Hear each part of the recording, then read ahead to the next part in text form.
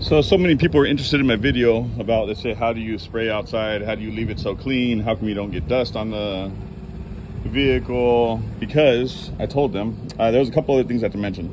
So I'll go over it again. First of all, my pressure's set at 20 PSI usually.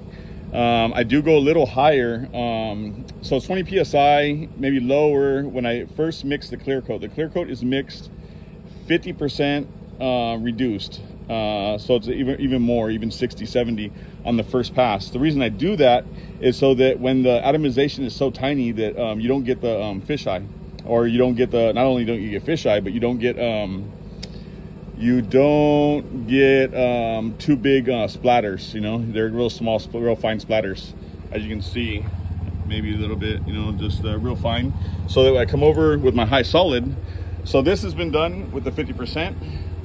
This is getting done so that I have the super high gloss with, now I mix the clear, about 70% clear, 80% clear, 10% reduced, depends, just you got to check your viscosity. So what I do is I stick my stick inside the cup when I mix it. I pull it out and I count 1, 2, 3, 4, 5. When all the clear runs off the stick at 5 seconds, I know that I got the right texture to shoot the glamour coat, you know, the top coat, the very top last coat. So there's a couple other things that you might notice. Right now it's probably about 80, 90 degrees outside. Say, how can you paint with, you know, these materials not drying on you? Well, the thing is that, you know, you're moving pretty fast. So I'm getting everything really wet to look like a mirror. So that's one of the things you got to do, make sure that it's really wet. And basically, a lot of painters don't know how to stop. So what I do is I paint it until I see my reflection.